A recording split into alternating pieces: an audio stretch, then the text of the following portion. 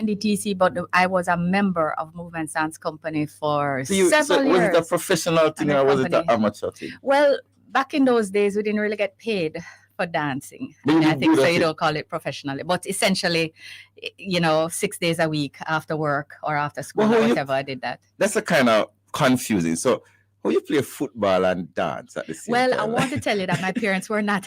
No, they were happy with the dance. They were not so happy with the football Yeah, because when I normally started. you're either athletic or you're artistic. Well, I figured you would risk injury, but I don't know if you see. No, a lot of footballers and all of that, they recognize the need for flexibility for muscle health. Right. So it actually works well if you are doing exercises that help you with flexibility and your fitness as well.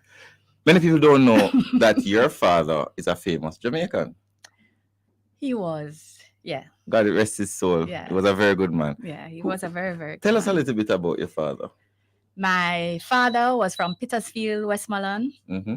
And he moved to Kingston. His family moved him to Kingston, where they felt that because he seemed to show And potential. but people don't know who he is. Anthony Johnson. Anthony Smith former Road. senator, historian. Honorable Right. Anthony Smith Road Johnson, because he got an OJ. He got Right. an OJ for his national service. He moved to Kingston, and where he attended Kingston College. And to this day, I have to tell you that KC old boys greet me with the Fortis everywhere in the world. Somebody said more girls go to KC than boys. Is that true? I cannot tell you that. But I can tell you that the old boys, Yes. the old boys continue to hold him in great esteem. He actually wrote the book, The History of Kingston College. He wrote several books, I Yes, hear. he wrote several books. He wrote on Kingston, the history of Shipping and all of Kingston, those things. Shipping Association, St. Anne, as a garden parish, and several other things. He was very accomplished. He started off as a journalist, agricultural reporter. He used to go across the island and report back on what's happening in the farm world.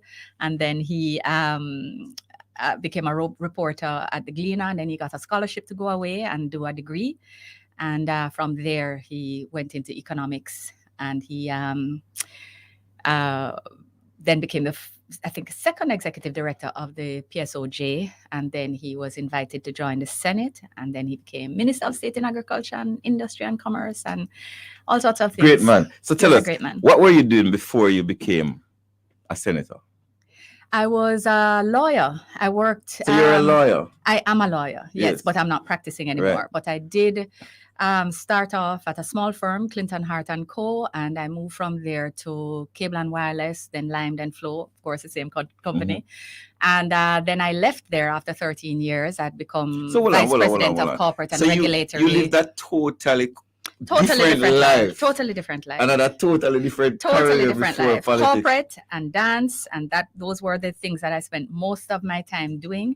But 13 years as a lawyer, that's a long time. Yeah, I left as vice president of regulatory affairs and corporate secretary for the company and for the foundation, because I used to be quite active in the foundation as So well. what kind of law did you practice? Corporate? Commercial, corporate, clearly, IT related regulatory That's matters. information technology. Yeah. Okay. Yeah. So we have settled that you are actually a person and you do exist. So Outside you're of not- the Senate you're and not just outside of the ministry. minister. No, But- all of this is absolutely. But you- but- There was a life. Now there is no life. No, there's none of that. Somebody wants to know if you're actually married for true or you just say that for keep people away. I'm married. serious. Somebody I'm married asked. for true. But I will tell you that a big joke that I have, my best friend from law school, when she used to come to judge, she's Trini, but Yes. she works in Cayman. Every time she came and we were supposed to have dinner, my husband was somehow not free. So we had a joke. So you had I a don't phantom know. husband. So if you're of our age and used to watch Sesame Street, Yeah. I don't know if you remember Snuffy. Yes, So she has nicknamed my husband Snuffy, Snuffleupagus, because he was just never around, and I would say he is real. No man, your husband. I know him very well. He's a really No. cool guy. So you have one of the most challenging, Exactly. people would say, one of the most demanding jobs in the government. Yeah. Question: do you spend more time in Jamaica than you do on a plane? I'm going to have to match that out. I am not sure. I really would have to check. How many passports have you used since you've been Minister of Foreign I Affairs? currently possess 3 passports because there are different visas in different passports. How and many you different have in the expiry drawer that dates. you're not using anymore? No, it's 3 passports that I have. 3 passports. So you haven't finished any passports since you've been Minister? Yes, I've finished 2. Oh, God. But I still have valid visas. I don't know how you do it, you know. Well, you know, one interesting thing that I will share with you that in some discussions that with former Prime Minister Patterson, he had shared with me, because we talked on a couple issues that he found, apart from being Prime Minister, when he was Foreign Minister, he found that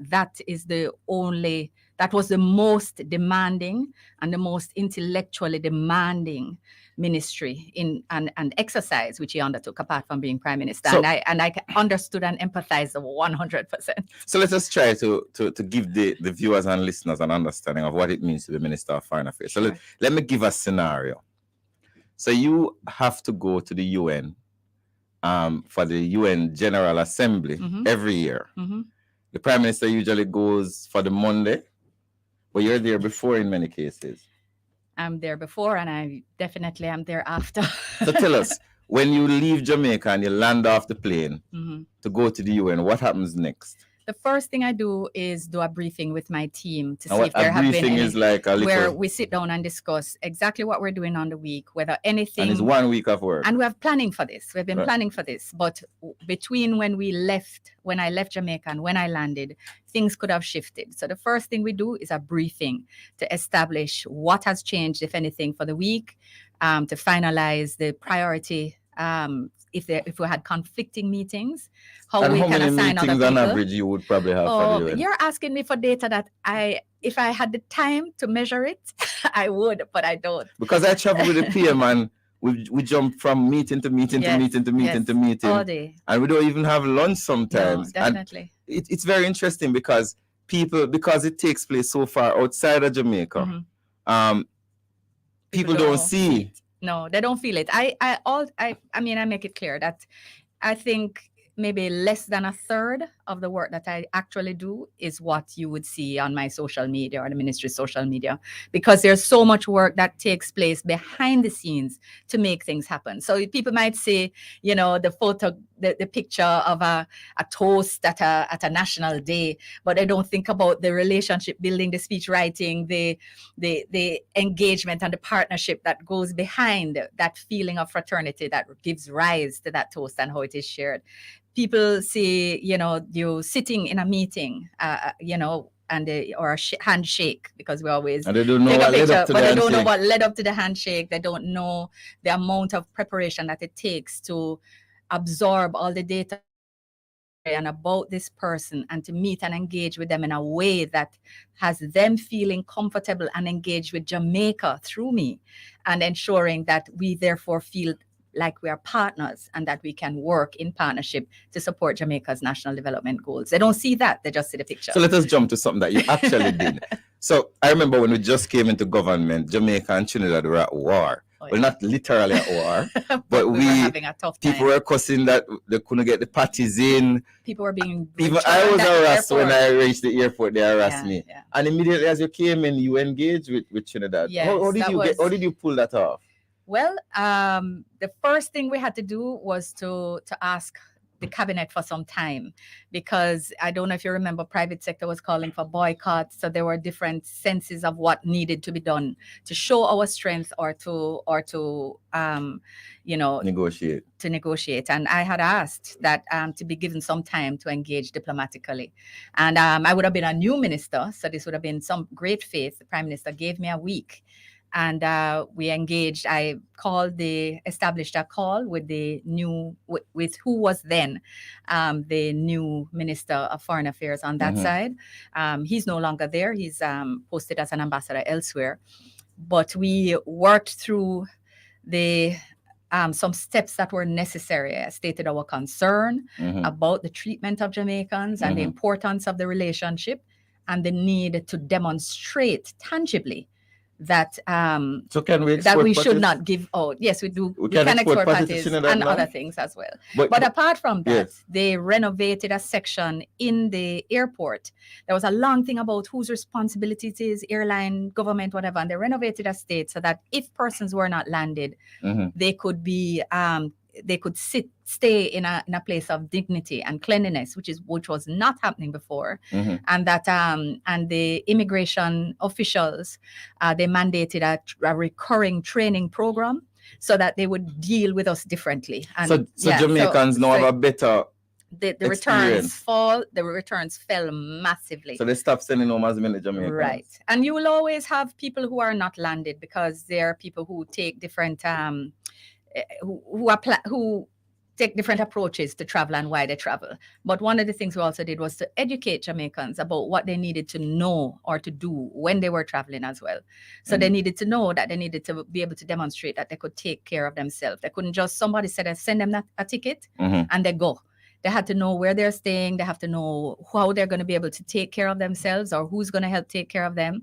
Because sometimes when you can't answer those questions, it's flagged like human trafficking or it's flagged as illegal work. And so they might not understand why they are not landed. But sometimes if you're just not able to answer the questions properly, you are flagged. So we were able to educate people more about traveling within CARICOM and what you needed if you were planning to work, which was the skill certificate. And which may change soon, as a matter of fact, but maybe we'll talk about that later. But hold on. So Jamaicans now have it easier traveling to places like Trinidad. Absolutely, yes. I don't want to jump to immigration yet because I want to go to several other things. Okay. So the Ministry of Foreign Affairs is based in Kingston. Yes. But you have like little offices all over the world, right? We do. We have 19 missions. What is a mission, an embassy or a high commission or a consulate general. So what happens at these places? In addition to that, we have, and I have expanded the number, we have 95 honorary consuls in different countries across the world. And they are volunteers. They are not paid. So you have a way to expand our diplomatic footprint without actually costing the taxpayer. So we have an embassy in Bahamas? We don't have an embassy. We have an honorary consul in Bahamas. What do you mean honorary? Like the person does it for free? There's a small stipend provided to some of them that have heavy demands. But why would somebody work because they want to be associated with Jamaica. The visibility gives them a standing within the country that they have chosen to live, or if they're not Jamaican, because all of them are Jamaican. Yeah. So you're telling me that there are people who are working, like helping Jamaicans with their immigration issues in countries for free, volunteer. Yeah. And they apply and we vet them. And another thing that we did was I implemented a period of time, because what I found when I became minister was that some of them had been in place for so many years and nobody had touched base with them, and they were old and no longer providing service. So although people would try to get through, there was no way to get through. We have listed all of their information on the website, so mfaft.gov.jm. You can actually just go on the website and find the name and contact information by country for someone. If you happen to be in a country that we don't have any embassy, which is most countries clearly, because we only have 19, then you can try, and you lose your passport, then that is the person that you would call to help you. So let's talk about losing my passport. Passports are PICA. Firstly, let me say that. But if I lose, but I know that the ministry houses people in their consulates that help people with all these problems. So if I lose my passport in let's say I go up for a week in Florida, and you still need a police report, because people will do these things for fraud. So they'll say they lose it, but they give it to somebody else to try to work. Police that I lost my passport. To the police, and I bring the report to who? To the consulate, and then they will submit it to PICA. And there will have to be an application for a new passport. So can I, as a Jamaican overseas, come to one of your consulates and apply for a passport? Absolutely. But remember, you can now apply online for your passport if your passport was machine readable. So once it was issued after 2010, and once it was an adult passport, because I don't do it for children because of the many variations that can happen there, then you can apply online and you get it. You pay with your credit card, you upload your photo, and you will get it by DHL. Or they ship it to you. Many people don't know that they could apply through the consulate. But you don't have to go into the consulate. Or you You can can do apply it from online. your home. You can apply online once it's machine readable and an adult passport. What if I get in trouble in, let's say, New York? What do I do as a Jamaican? What kind of trouble? Let's say I'm accused wrongfully of shoplifting. All right. Well, that's a police matter, and we do not provide legal assistance, right? But if you feel that apart from them, they have public defenders, and if you feel your human rights are being abused, you weren't allowed to have a lawyer. You feel that your rights weren't explained to you, etc. And it's for any crime, then you can report it to the consulate, and they will try to guide you to either an NGO or lawyers who are known to the consulate who do that kind of work. Because we clearly could not. We have almost 3 million Jamaicans overseas. And imagine our legal aid here has constraints as well. So imagine if we were to try to offer legal services to Jamaicans overseas. So what other help does the consulate offer to Jamaicans? Emergency assistance, crisis assistance. Like during COVID, we stretched and moved how it is. We assisted people. We assisted with accommodation when people had their flights when the flights shut down and their visas were either canceled or their jobs, they were made redundant. We helped to find transitional accommodation, although accommodation is not something we generally do for obvious reasons. How could we find accommodation for Jamaicans generally who travel privately? So that would be stretching our resources beyond what is possible. So let's talk about COVID. I hear that the Ministry of Foreign Affairs was the entity that really went out there and got a lot of the vaccines. Yeah, I'm very proud of the work that we did. Prime Minister and Cabinet appointed me as chair of our External Support Coordination Committee, which sought to ensure that the needs of various ministries could be met through our engagement with third-party countries or international organizations, which is what we do generally, but this was special purpose now. And over the period of time, we secured assistance valued at more than $12 million US.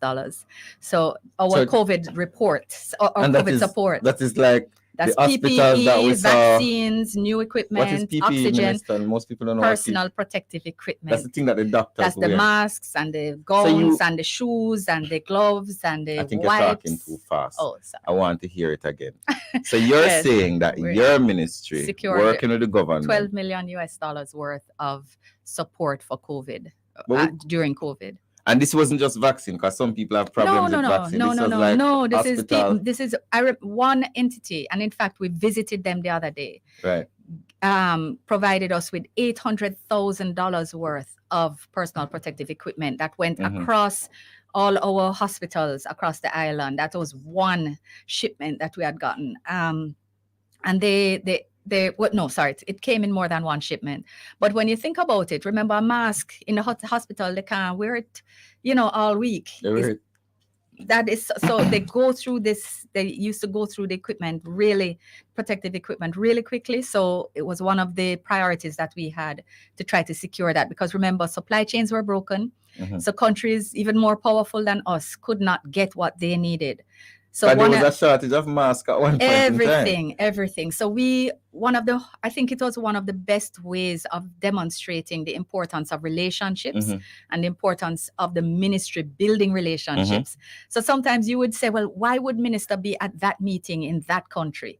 But the relationship is important. When we had vaccines that were on cycle and we didn't get the ones that we were supposed to get, and I was able to call my colleague, Minister of Foreign Affairs of Mexico, to say, we know you have this kind of vaccine. Can you please? And they sent it within less than 2 weeks by military plane, no cost to us whatsoever. All right. So that's relationships. Here's why I want to delve deeper into this. Here's why I want to delve deeper into this, because as I said to you, a lot of the work that you do, people don't know about it. No, it is behind. A lot of it is behind the scenes, and a lot of it, the value of it is that it is done behind the scenes, not in a way that's hidden or hiding anything, but just because the nature of the work sometimes is sensitive, so it allows, it's just better done that way. By the way, somebody on TikTok said that they saw a U.S. submarine and U.S. is invading Jamaica, and then they see a plane at the airport, and that means that US going to take over Jamaica. Is that true, Minister? No, not at all. But I did tour the submarine. You went sorry, you're not allowed in the submarine, but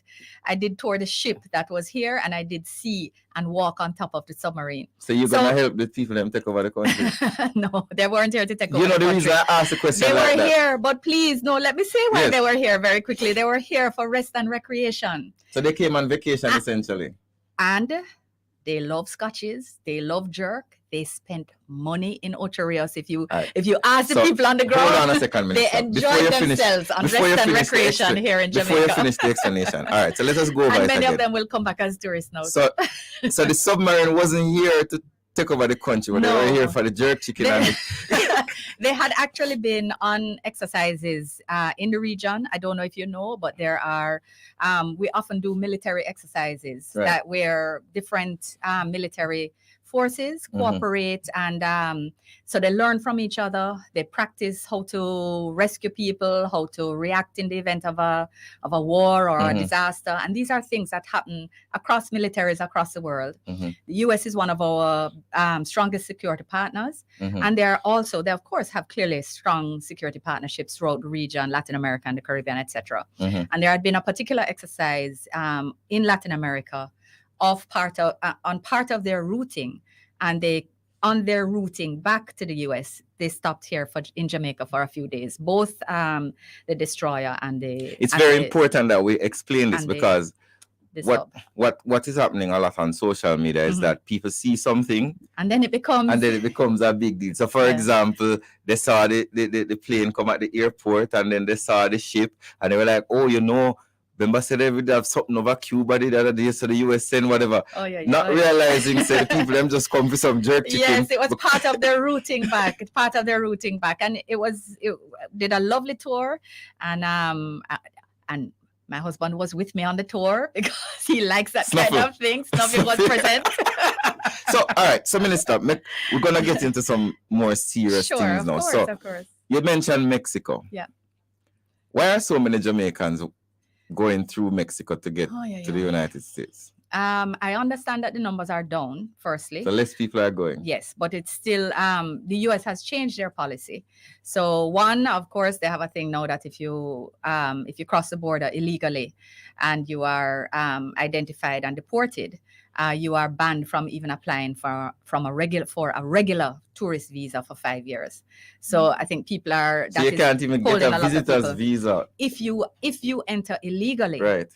It's just like people who overstay. Right. If you overstay and you think it's okay, you're up there and it's no big deal. You stay for another month because you're having a good time, or you meet somebody who you want to spend more time with, whatever it is. You think it's okay, but when you overstay, when you return to Jamaica, you may not be able to apply for a visa again, or when you get it, rather, you'll be turned down.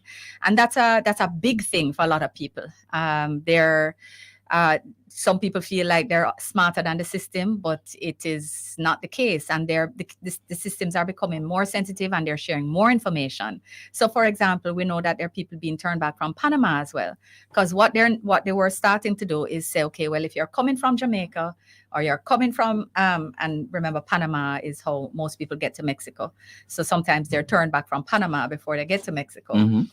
And maybe you had an old conviction, you don't even remember about it in the US, and you're going to Panama, but the US and Panama now share a lot of information. So it's going to flag you in Panama. And if they had asked you a question and you did not answer correctly, and it is, they have picked up the system from the information they're shared with the US, then they will turn you back. And that is a lot of what has been happening. Even as a matter of fact, we had some seniors the other day who were traveling with a group organized by a travel agency, a church group, but it was organized at the last minute. Right. So they didn't really have any information. They just knew they were going, and they were going to enjoy themselves, and they trusted that the people who organized it had organized it well. Right. And they were held, they were not landed. So someone reached out to me, and we thankfully, because of the time that the flight landed, we were able to reach somebody who was able to reach through our mission in Mexico, was able to reach the immigration, a colleague of theirs at the Foreign Affairs Minister of Mexico, who was able to reach immigration, because you cannot generally reach immigration. And they were able to assure them that these were persons of good repute who are going on for touristic travel, and they allowed them through. But it doesn't always happen if you don't answer the questions or it flags you. So we are engaging with Panama and Mexico on these matters, which cause us concern, where it seems to us that they are even gone beyond persons who are traveling illegally and starting to affect our legitimate travelers. And that's where I want to go. What impact does it have when Jamaicans try to go illegally through either Belize, Panama, or one of these countries? It changes our profile. Fundamentally, it changes our profile, the profile of our travelers. And it makes it more difficult for us to lobby for visa facilitation, for example. It's one of the things that are taken into consideration. I don't know if you remember the other day, the Canadians offered an expanded ETA program, and it was being seen. What does ETA mean, Minister? Electronic Travel Authorization. Okay. But people were hearing it as visa-free, that Canada is now offering visa-free travel to 5 more countries. Did Canada offer visa-free travel? No. What they did was they expanded their Electronic Travel Authorization program for persons who either held Canadian visas before or were holders of US visas. And they were like, but why didn't Jamaicans TikTok say it's visa free and we never get the visa because whatever? Well, let me tell you why. Because I actually had a formal meeting. Not only did I have an informal discussion with their foreign ministry, but I had asked their High Commissioner to come in to meet with me. I was away when it happened. When I was back in Jamaica, I asked her to come and meet with me, which she did, and asked that they explain one of the things that Jamaicans do. So the first thing is that our refusal rate for visa applications was double the threshold that they had for countries that were eligible for ETA. And why are our people refused at such a high rate? Because we don't complete the form. So people feel that we're being dishonest. So if they ask you if you have been convicted in a country, and this may be from, a non-payment of a travel ticket and they have a warrant issued somewhere, and you don't say that it is, they mark it as a lie, as a dishonest response. If they ask you, if you're married and you say you're single, or, anything like that. So hold on. So if you lie on your visa form, yes, you don't get the visa. And not only are you unlikely to get your visa, but it's flagged against Jamaicans generally. Please let me share another thing, because everybody has to understand this one. We use unauthorized agents. So we think that any travel agent can apply for your visa for you. But the Canadians have a list of authorized agents on their webpage. And we go to all manner of Minister, persons. Yes, and let me tell you why it's a problem for them. Yes. Because there are people who apply for example, Freddie McGregor. Yes. A known artist who travels regularly. Yes. So he will be applying for his visa and back through an agent. Yes. And the agent add on 4 random people. That Freddie don't know nothing about. No, so they're not on. And please, this is not happening to Freddie McGregor. I'm just using him as a well-known artist. Let me take out Freddie. Let's say a well-known dancehall artist. Right. So they will add on 3 random people. On your list. And they recognize that this type of activity takes place with some of the unauthorized. So they don't accept from any and everybody.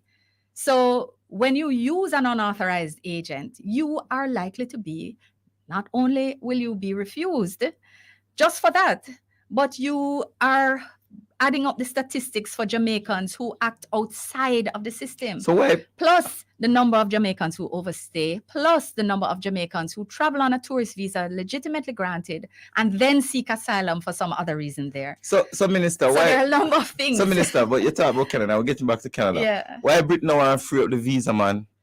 Look how we are part of Britain, and Britain just now want to free up the visa.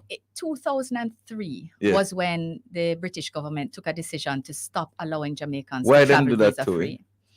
Again, the list of issues, people were sending children and not unaccompanied and not sending them back. So they became a burden on the state. And they were basically that's human trafficking then. Well, that's what they would call it now. But they would say they're sending up the child. So people would send up Pitney and they would wouldn't send them back. Just disappear.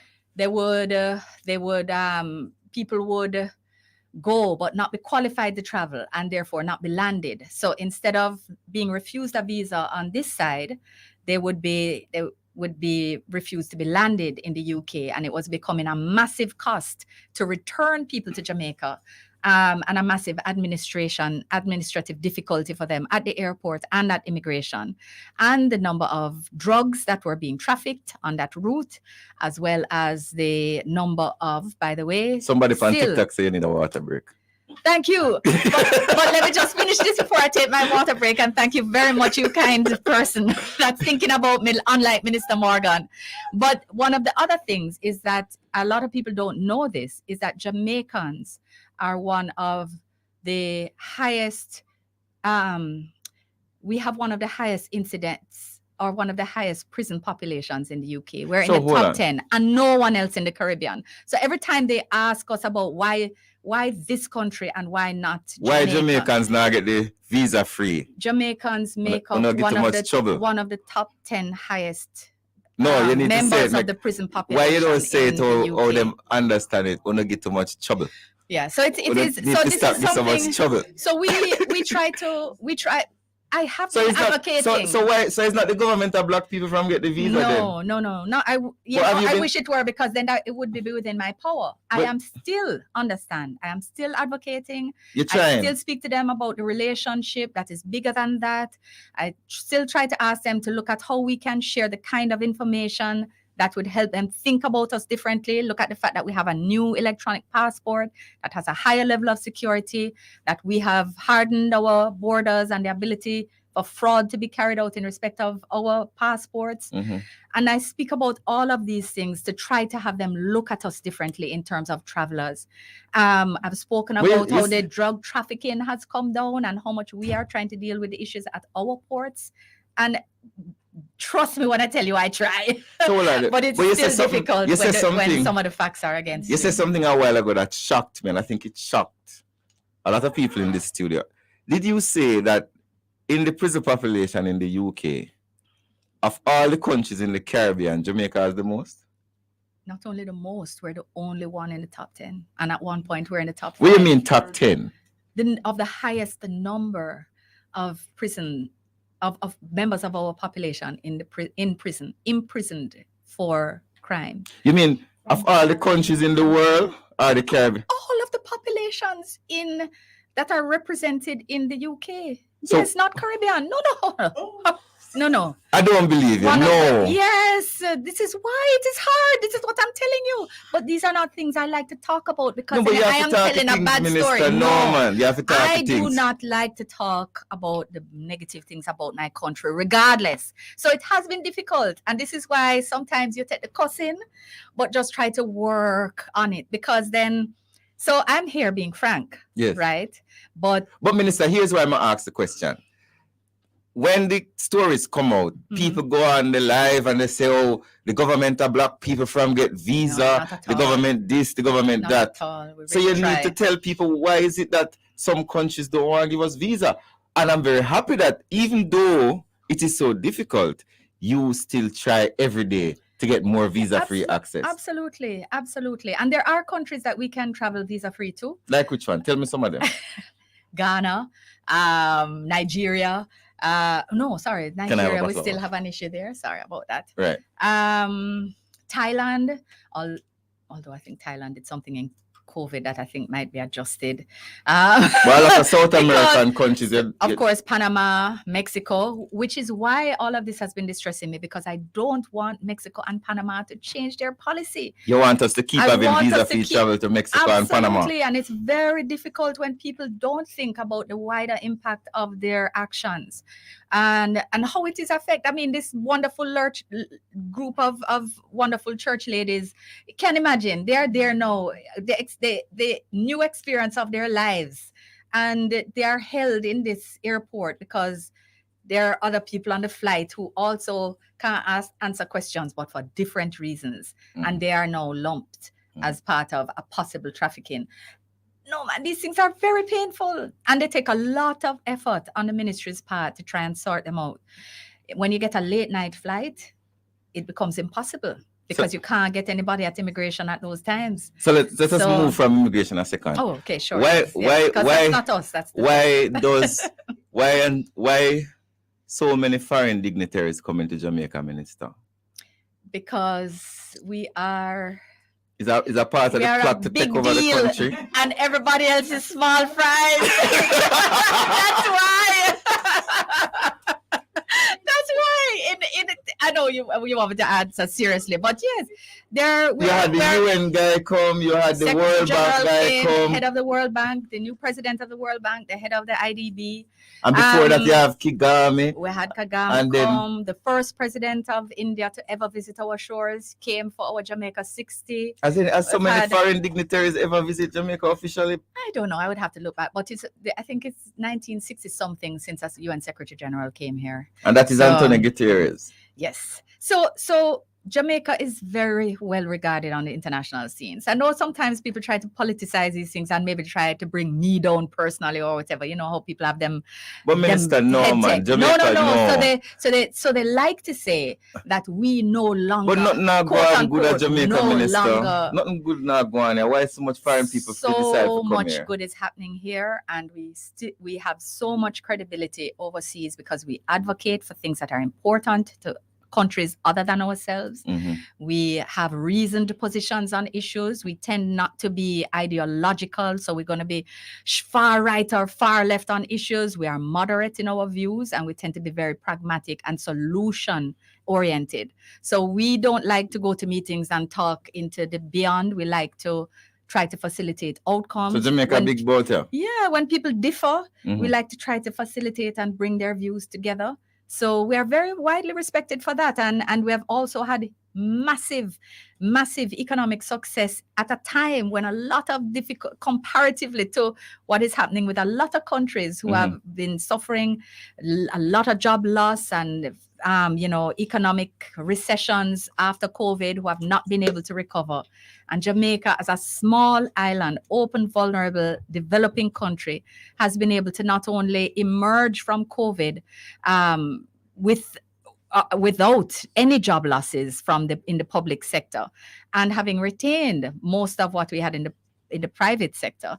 Remember, we somebody said which support. Jamaica you talk about? The Jamaica you and me live in. That Jamaica, same one. Same one. And this is not to say that we don't have challenges. Can I stop you for a second, Minister? Because this is not to say we don't have challenges. Let me tell you why I'm stopping. Why? But this is reality. I know, but here's why I'm stopping you. We have to address this point. Okay. There is a group of people who get up every day and they never see anything good about their country. I don't know how they go on social media and treat it like and that. They see the road a fix and them say a thief money. Them see the hospital a build, them say no, we build a hospital. They see all these great things happening, and a lot of them believe in themselves that good things are happening, But they have a vested interest in trying to convince some in the diaspora that nothing now go on. But why? My father come down the other day and he hasn't been here for 3 years thereabout. And him almost get lost because the place is so different. Right. Because the Ministry of Foreign Affairs building wasn't there. Yes, so right? Changes. Grace building wasn't there. Downtown Kingston was being uplifted. The roads were better off. Right. And the reason why I wanted to go back into that conversation about why is it that so many people outside of Jamaica see such great things happening here, but somebody was brave enough to come and ask which Jamaica you are talking about. No, same Jamaica, same one we live in, same one. Because the reality is that there are a lot of things that are happening here that are not happening elsewhere in the world, and we are therefore, a lot of countries want to understand, because what we have done has not been easy. It has been extremely difficult. I mean, I remember when I talked to people, friends of mine who, during COVID, they were like, boy, times are boring. You can't do nothing. You can't. I'm like, boring. That's got to be the most stressful part of my entire life and experience, because we met from morning to evening to try to take the right strategic decisions that would help to balance people, safety, security, as well as health and mental health. And it was very difficult. One of the things that we did, as a matter of fact, which we're down today, I don't know if you remember, because of the nature of COVID, BPOs were being shut down everywhere. I don't like call centers because they're more than that, but that's what people know them as. They were being shut down everywhere across the world. Right. And what we did was we changed our regulations to allow them to continue to operate. So people kept their jobs. So people kept their jobs and people continued to have businesses here. And Jamaica therefore became a trusted destination. Mm-hmm. So we entered COVID with must be 40,000 people employed in BPOs. And it's now 60,000. But Minister, a lot of people don't believe. A lot of people don't realize how hard it was for the world in COVID and how Jamaica was able to survive. People forget, but we're very well respected for how we managed. Our tourism recovered faster because we developed special regulations again to adapt to the circumstances. They may not have been perfect. What they call it, the corridor again? Yes, the corridor that you guys set up so that we could. Because what happened, what was happening, Minister, was that we have over 100,000 tourism workers, and they were losing their jobs because of COVID. Absolutely, they had food to buy, they had car loan to pay, they had. They had people don't remember how rough it was in COVID. It was very difficult. A lot of things, and we were able to provide money for the most vulnerable, which Jamaica has never been able to do before in a crisis. What do you mean provide money? Explain better. Remember, we gave additional money to past beneficiaries, right? So that they were. We gave money to persons who were able to prove that they had lost their employment within the last year. Hairdressers. We gave a grant to taximen. Entertainers who lost their jobs. If they registered with the Ministry of Culture, they were also able to claim. There was a whole lot that was given back to people to help to cushion the worst. Jamaica has never been able to do that. And we used money. Somebody remind us, you did give them care package. And the care packages. I forget the care packages. TikTok is helping me with this interview. And all of that, we fundraised for that. Yes. We got funds in from the diaspora. I don't know if you remember. So tell us about the role that the diaspora played, because a lot of our listeners are from the diaspora. Yeah, they played a huge role. Because that's the next section of the interview. So a lot of countries, their remittances fell over COVID, but Jamaica's remittances went up. And that's because people kept sending money to family. People kept ensuring that the people who they were used to taking care of were still taken care of. And what that helped was to still keep foreign exchange coming into the economy, even though it was still a challenging time. So that was a major way in which the diaspora helped too. They also helped with our laptop program. The Consul General in New York alone was responsible for negotiating rates with Best Buy, negotiating free shipping with diaspora shippers. We had, I think there was Furtado's and there was Williams. We had Jamaicans who have shipping companies in New York who are willing to take our things and ship it. And I think Grace helped us with moving because we had some things that they were given to us. I don't remember in what state, and we needed to get them in New York because in New York we were going to be able to send them by send them free shipping to Jamaica. So in COVID, your consulates not only were doing the regular things that they needed to do, but they actually were helping in the humanitarian side in trying to. Absolutely. I had J1 workers who were laid off in Canada. Workers, they're the seasonal hospitality workers who get a special visa to go. They're like the tourism equivalent of farm workers. Right. And they had all of the hotels had closed. And they didn't, and the borders were, there was all sorts of issues, and we had to work out how they were going to get home and what was going to happen to them in between. But remember, in that time, people were saying that you lock out Jamaicans and lucky in COVID.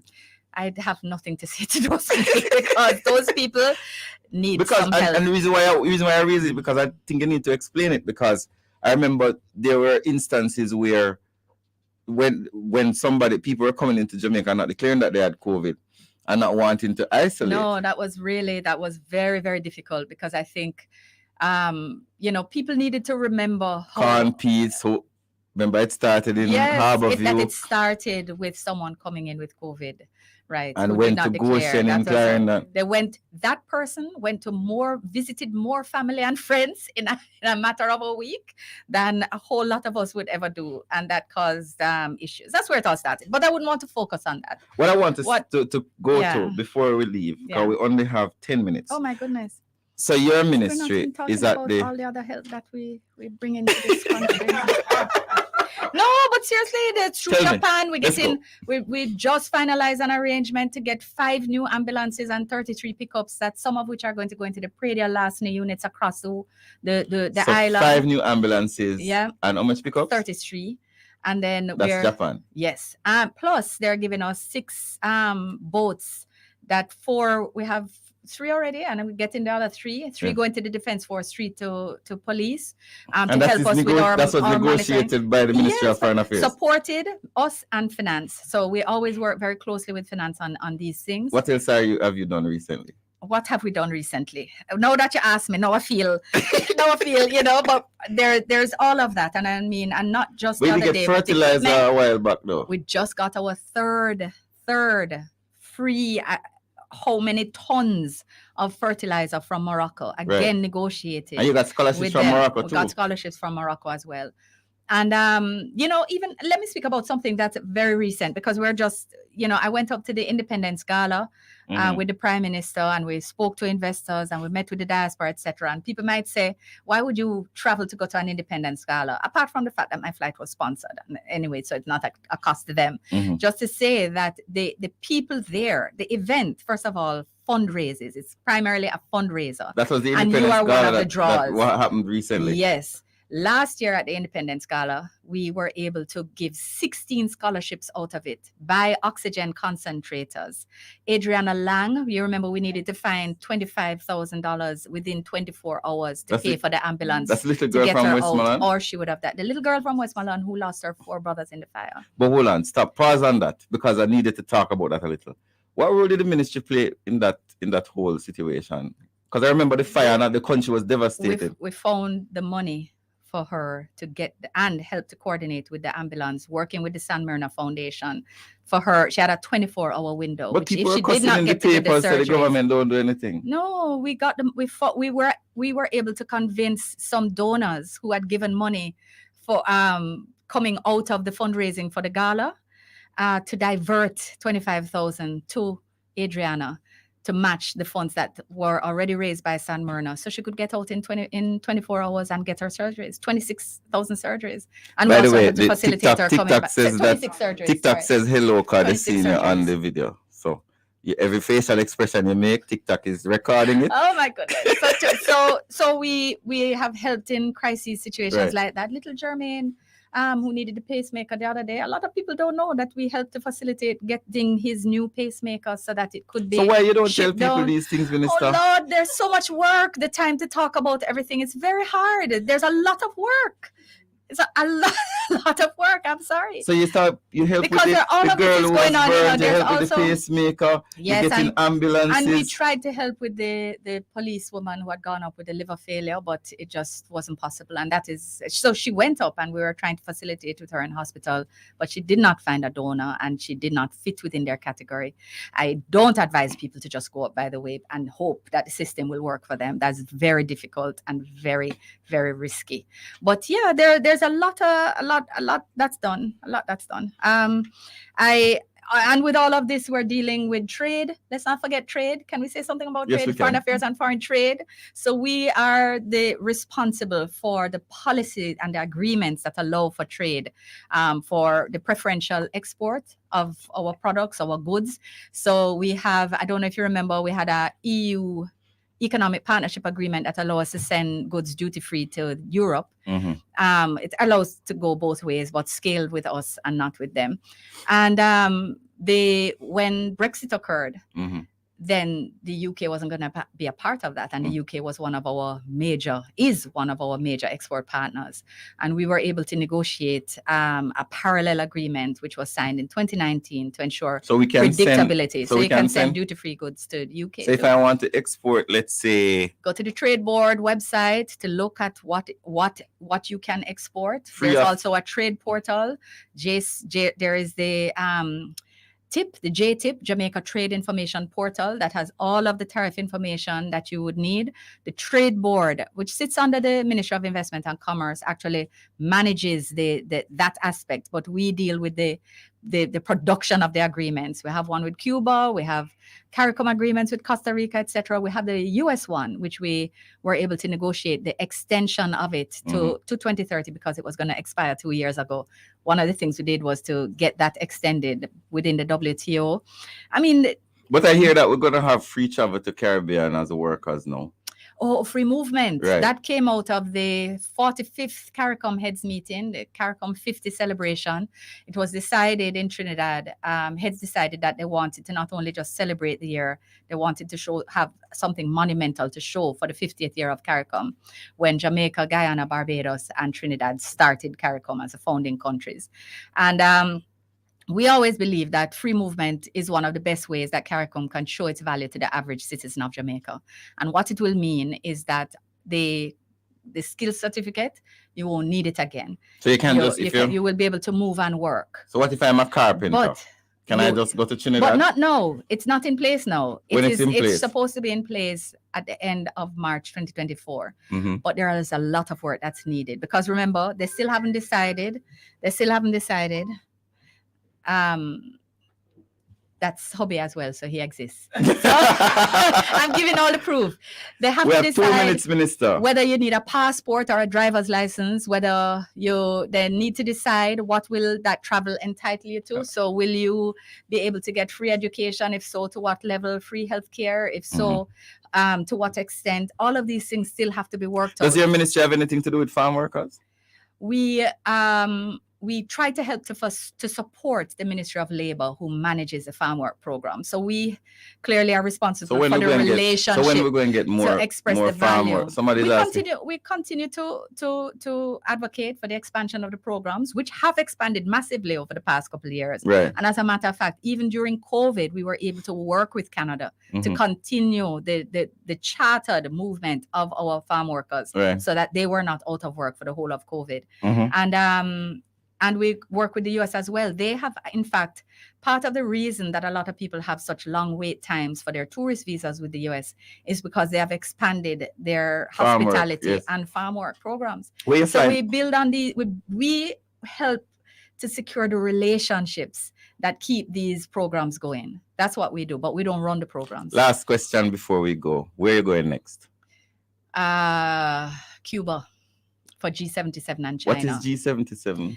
There is a group of countries that sit together within the UN that discuss issues relevant to developing countries, and Cuba is hosting and is president, so they will be doing it. It will be my first trip to Cuba, and right after that I leave there and go to the UN for UN Week, the same week that you asked me about, but did not allow me to tell you about it. You mean the UN General Assembly?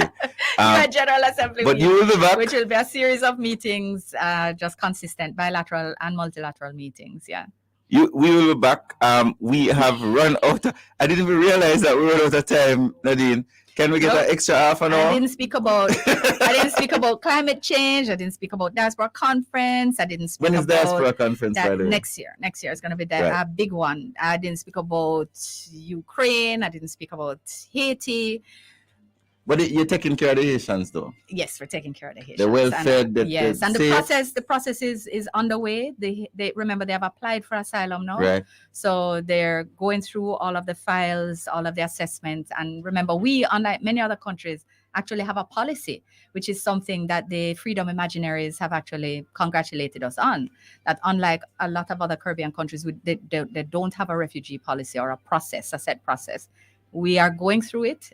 We are well within all the timelines, and we're trying as best as possible to work with and not in an adversarial manner with the lawyers that represent. And with that, we have to go. It's 12:01. I have overstepped my time by a minute. Thank you very much, Minister Kamina. Thank you for listening, and I hope we answered some of your questions. And we also are on Instagram. Interesting. And we're also on Facebook and YouTube. Oh, hi, and everybody. I thought it was just TikTok. And our Love101 family. Yes, the Family Station. Thank you for having us. All the people who are here will help us every week. Give thanks. Until next week, 11 o'clock, it's Good Morning Minister on Love101. Take it away, Nadine.